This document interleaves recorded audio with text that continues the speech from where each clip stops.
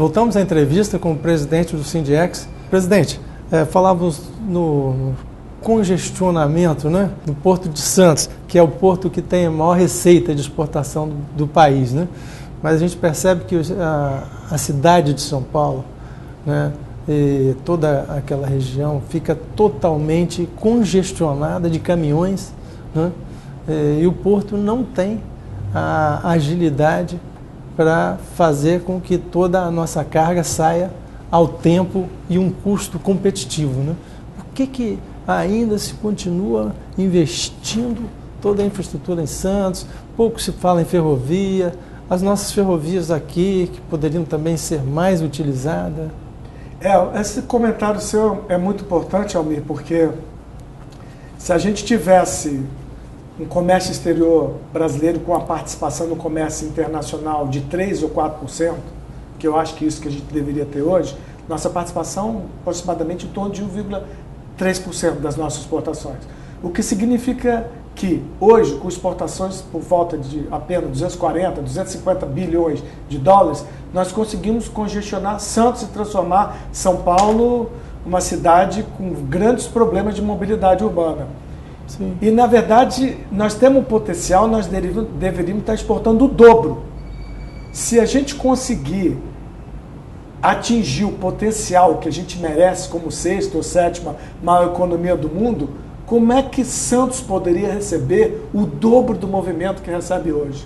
Ia parar a cidade, ia causar uma verdadeira catástrofe nesse sentido. Então, se o nosso objetivo é aumentar as nossas exportações para serem condizentes com a importância da economia brasileira quando comparada com o resto do mundo, com o tamanho do produto interno bruto brasileiro, não dá para ser feito tudo em Santos. Então nós precisamos resolver os problemas de acesso, de infraestrutura, de logística e precisamos descentralizar. A riqueza do Brasil precisa ser cada vez mais descentralizada. Precisamos aumentar o movimento nos outros portos. Tem Santa Catarina, tem Rio de Janeiro, tem São Paulo, tem Espírito Santo e tem os portos do Nordeste. Então não dá para concentrar em um lugar só, que mesmo com metade do potencial que a gente poderia atingir está causando todo esse transtorno, e se um dia a gente chegar lá, o que vai acontecer? Então, quer dizer, nós precisamos realmente, como você falou, vontade política, utilizar a nossa bancada, o nosso trabalho dos nossos empresários, para poder atrair cada vez mais investimento e projetos para poder viabilizar cada vez mais o comércio exterior aqui no estado do Espírito Santo. Porque a gente tem um exemplo do Nordeste, Porto do Suape, recebendo vultuosos investimentos, né? E nós aqui esquecidos. Então, esse é um desafio que nós temos, trabalhar para atrair mais investimento, principalmente na área de infraestrutura, para poder viabilizar e melhorar o comércio exterior aqui no estado do Espírito Santo. Certo. Nós temos aqui no estado bons portos secos, né? Uhum. Áreas alfandegadas, né? Essas áreas estão sendo utilizadas com plenitude? Ou existe uma capacidade ociosa? Existe algum trabalho nesse sentido de... Essa também é uma boa pergunta que você está falando, e na verdade eu gostaria de dizer o seguinte: em termos de competitividade, eu não acredito que exista no Brasil uma região que fez investimento em áreas como essa área que a gente tem de entrepostos aduaneiros, vários entrepostos aduaneiros, com profissionalismo e competência com o Espírito Santo. Hoje eu posso dizer, sem dúvida alguma, que nós temos para oferecer para o mercado uma das melhores áreas para poder armazenagem, entreposto aduaneiro de mercadoria do Brasil. Com relação à ociosidade, o nosso comércio exterior, principalmente as nossas importações, tiveram uma queda de aproximadamente 15% de 2013 em relação a 2012, principalmente pouco crescimento da economia brasileira no passado e talvez também pela falta de... A gente perdeu competitividade com essa resolução 13 que alterou a alíquota do ICMS.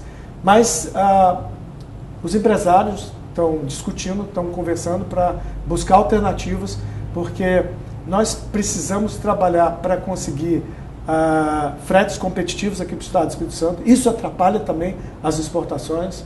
O Espírito Santo é um dos maiores exportador de granito, né?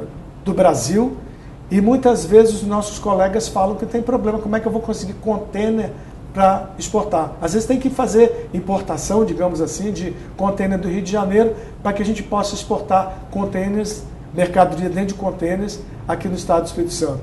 Então, quer dizer, o comércio exterior já é jargão, todo mundo conhece, é uma via de mão dupla. Exportação e importação são interdependentes. Então, os contêineres de importação são utilizados para a mercadoria que vai ser exportada. Então, esse é um desafio. Nós temos uma área retroportuária bastante interessante aqui no estado.